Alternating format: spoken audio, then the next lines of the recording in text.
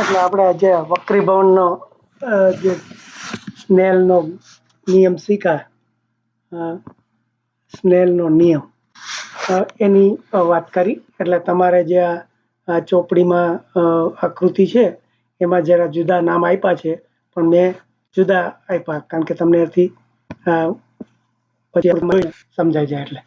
એટલે આપણે અત્યાર સુધી આની વાત કરી કે બેનો તમે જો બે માધ્યમ, અત્યારે હવા કે કાચની વાત નથી કરતા, ગમે તે હોય કે હવા ને કાચ હોય કે હવા ને બીજી ધાતુ હોય કે ગમે તે હોય, તો એ પણ એ બે જ્યાં સુધી એને વસ્તુની વાત કરો ત્યાં સુધી એનો જે ખૂણો બને એનો સાઇન થીટા લ્યો અને એ બેનો ભાગાકાર કરો તો હંમેશા સરખો જ આવે.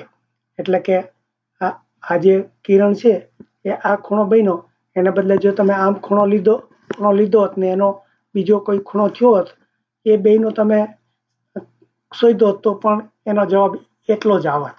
એટલે આ અચળ એટલે કે એટલે ધારો કે 3.5 જો આનો આવ્યો હોત તો તમે ગમે તે બીજો ખૂણો લ્યો જ્યાં સુધી આ બે વસ્તુ એકની એક છે. અને બીજી વસ્તુ શું કીધી કે યાદ રાખો કે આ નિયમ આપેલ રંગના પ્રકાશ તેમજ પારદર્શક માધ્યમિક જોડ સાથે જળવાય છે. એટલે આ ખૂણો આ કિરણ ખરો, પણ કિરણ એ કેવું તો કે એક જ રંગનું. એટલે એનો લાલ રંગનું કિરણ હોય તો અહીંયા પછી લાલ રંગનું જોવું જોઈએ, કઈ અહીંયા લીલું ને પછી અહીંયા લાલ કરી અને એ બે વચ્ચે ખૂણો માપીએ તો ના ચાલે. એટલે આપણે સફેદ કિરણ આવતું હોય, સફેદના કીધું ને આપણે મેઘધનુષ એટલે થાય કે એમાં 7 રંગો જુદા બધા ભળેલા હોય. એટલે આ જ્યારે નિયમનું માપ કરીએ ત્યારે ગમે તે એક રંગ લેવાનો. એટલે રંગ એટલે એની તરંગ લંબાઈ પરથી નક્કી થાય. એ આપણે આ બધું શીખી ગયા હતા કે આ બધાના જુદા જુદા તરંગ લંબાઈ હોય. એટલે કે આ એક જો આ લાલ રંગ હોય, જો પીળો થાય તો એની તરંગ લંબાઈ પાછી આવી રીતે જુદી થઈ જતી હોય. એટલે તરંગ લંબાઈની વાત કરો ત્યારે એક જ જાતનો રંગની વાત કરે છે. એટલે એકને એક રંગ હોવો જોઈએ, આ બે માધ્યમ એકને એક હોવા જોઈએ, અને પછી જે ખૂણો જે ગમે તે બને એનો ભાગાકાર આ રીતે થાય. એટલે હવે એ વસ્તુને આપણે જરા આને શું કીધું કે આ માધ્યમના અત્યારે હવા કે કાચ નથી કીધો, પણ 1 ને 2 એવા નામ આપ્યા છે. માધ્યમ 1 એટલે હવાઈ હોય કે બીજું કોઈ હોય, અને આ માધ્યમ 2 એટલે કાચ હોય કે ગમે તે હોય. એટલે સમીકરણ 2.11.1 આજે આ સમીકરણ આવ્યું. આજે અચળની બધી વાત કરી. અચળાંકને એટલે આજે આંકડો આવ્યો, એટલે આને ધારો કે આમાં ગમે તે જવાબ આવ્યો હોય અને તમે કે આપણે કહીએ કે એટલે ગમે તે આંકડો જવાબ, તો આ જે કે છે એને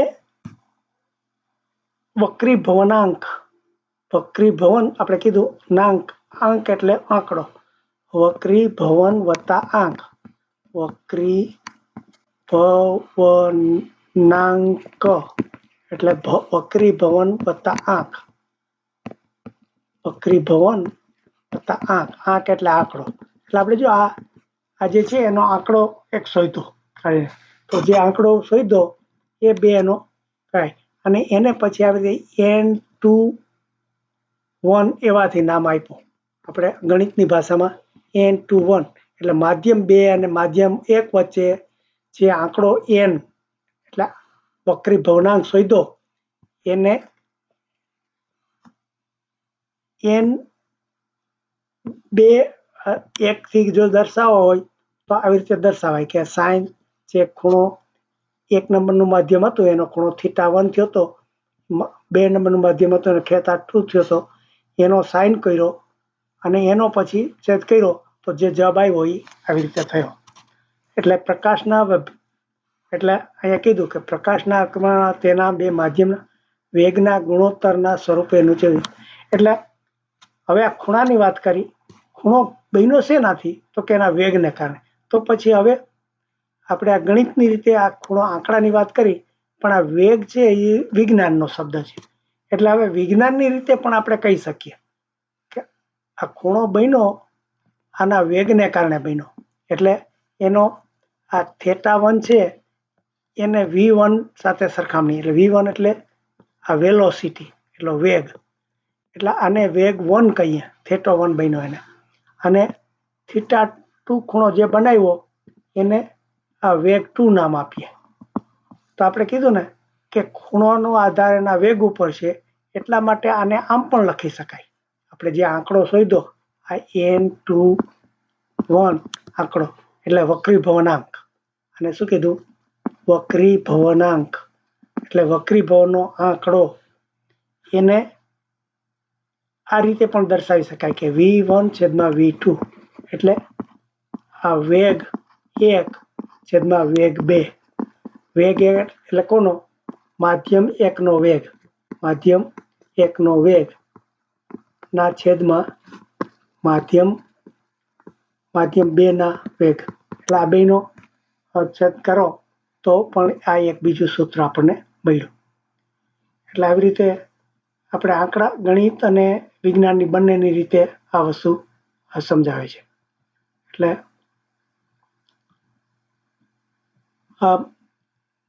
હવે શું કહે છે કે આ આપણે હવે આજે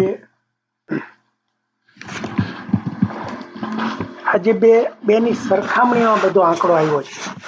તો હવે સરખામણી ન કરવી હોય એનો પોતાનો જ આંકડો જોતો હોય તો શું કરવું પડે? તો કે છે કે તમારે શૂન્યાવકાશમાં પ્રકાશના વેગને, આપણે જે વેગની વાત કરી ને કે માધ્યમ છે, આ બધા માધ્યમમાં જુદું જુદું વેગ હોય. એટલે માધ્યમ એક શૂન્યાવકાશ માધ્યમ કહેવાય, એટલે કે એમાં કોઈ ન હોય. હવા એક માધ્યમ કહેવાય, કાચ એક માધ્યમ કહેવાય. એટલે આ બધા જ માધ્યમમાં બધાને શૂન્યાવકાશની સાથે જો સરખાવવું હોય આપણે, તો શૂન્યાવકાશનો પેલા વેગ આપણને ખબર છે, બીજા બધામાં જુદો જુદો હોય. શૂન્યાવકાશમાં ખબર હોય એટલે એની સરખામણીમાં બધાને સરખા મૂકી દઈએ. એટલે ધારો કે આપણે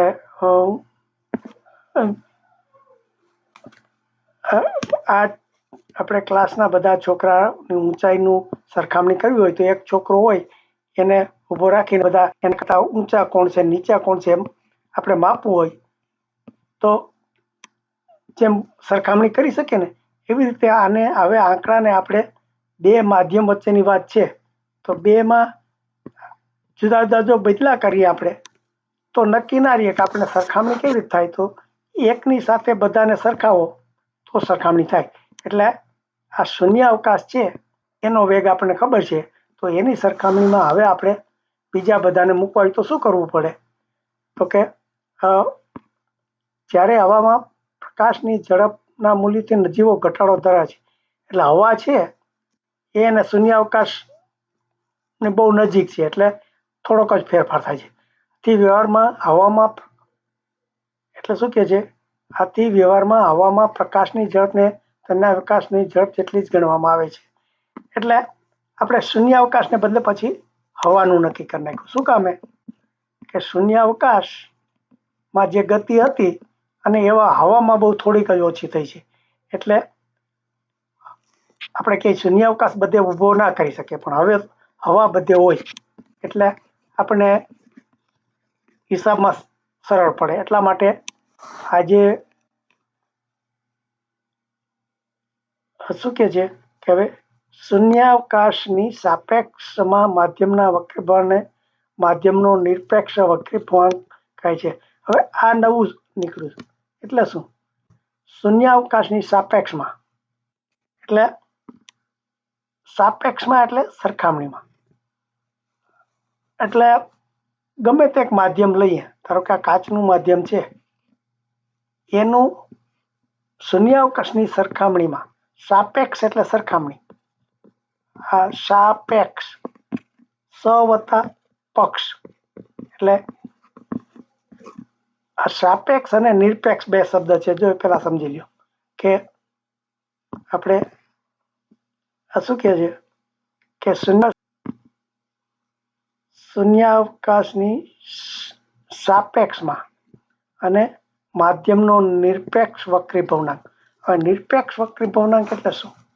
નિરપેક્ષ એટલે કોઈ ઉપર આધાર ન રાખે તે.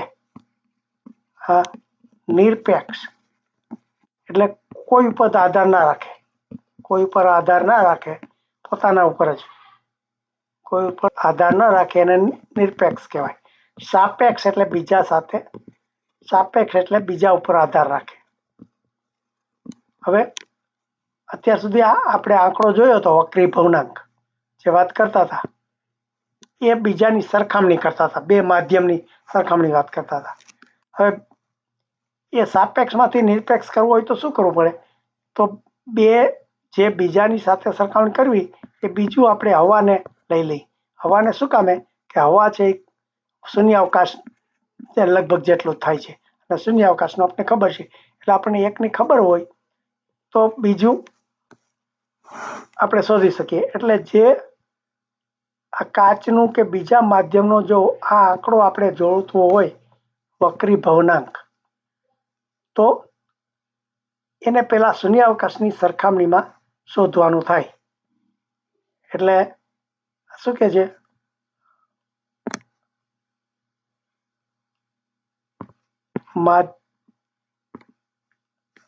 એટલે કે માધ્યમના શૂન્યાવકાશની સાપેક્ષમાં માધ્યમનો નિરપેક્ષ વક્રીભવનાંક કહે છે. જોકે માધ્યમના નિરપેક્ષ વક્રીભવનાંકને સામાન્ય રીતે વક્રીભવનાંક તરીકે જ ઓળખવામાં. એટલે નિરપેક્ષ શબ્દ પછી વાપરવાની જરૂર લેતી નથી. એટલે સામાન્ય રીતે એમ કહે છે કે એને વક્રીભવનાંક કહે એટલે એનો અર્થ એમ કે નિરપેક્ષ વક્રીભવનાંક. નિરપેક્ષ એનો અર્થ એમ કે હવાની સાથે જ સરખામણી કરી છે. એટલે હવે એને વસ્તુ આપણે જરા નિરપેક્ષ અને સાપેક્ષની રીતે કહે છે. એટલે પહેલાં આ બધી જ વસ્તુ આપણે ગણિતની રીતે અને વિજ્ઞાનના એના ગુણધર્મની રીતે સમજાવી. હવે આ બધું ધારવાનું કહે છે કે ધારો કે આપણે N1 માધ્યમ 1નો વક્રીભવનાંક આપણે કીધું હતું ને, આ પહેલાં આપણે સાપેક્ષ કરતા હતા, 2 1 કરતા હતા. એટલે કે આ વક્રીભવનાંક માધ્યમ 2ની સરખામણીમાં 1, પણ ખાલી M1 કયો આ સાપેક્ષ કહેવાય. સાપેક્ષ એટલે બીજાની સરખામણીમાં. ચાહે N1 કયો તો આ નિરપેક્ષ કહેવાય. નિરપેક્ષ એટલે કોઈની સાથે સરખામણી પોતાનો જ. એટલે હવે પોતાનો કોનો? એક ધારો કે કાચનો કે હવાનો કે જે હોય, આમ તો એ શૂન્યાવકાશની સાથે સરખાવ્યો છે એટલે એ પોતે પોતાનો હવે થઈ ગયો. એટલે આ N1 એનો નિરપેક્ષ વક્રીભવનાંક લ્યો અને જો એની ગતિ લ્યો V1, એવી રીતે બીજું માધ્યમ એટલે આ માધ્યમ 1 એટલે ગમે તે હોય, હવા કે બીજું. આ માધ્યમ 2 એટલે કાચ કે પાણી કે જે કાંઈ હોય તે. તો એનો જે આંક હોય એનો નિરપેક્ષ વક્રીભવનાંક એને N2 નામ આપો. એની અંદર પાણીની કે કાચની અંદર ગતિ હોય એને V2 કયો. તો અને આપણે આ શૂન્યાવકાશની સાથે બધું સરખામણીએ તો શૂન્યાવકાશની ગતિ છે, આ C લીધી. એટલે C એટલે ગતિ. હવે આપણે કીધું હતું કે આ N1 છે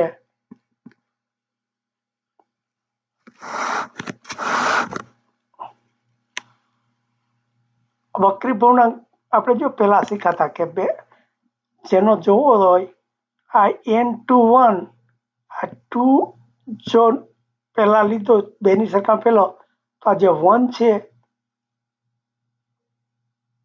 આ જો 1 પહેલા લખેલો છે V1 અને છેદમાં V2.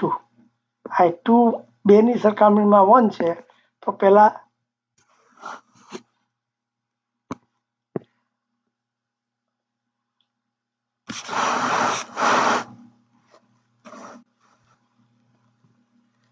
એટલે જો આ જરા સમજવું જરા અઘરું પડશે કે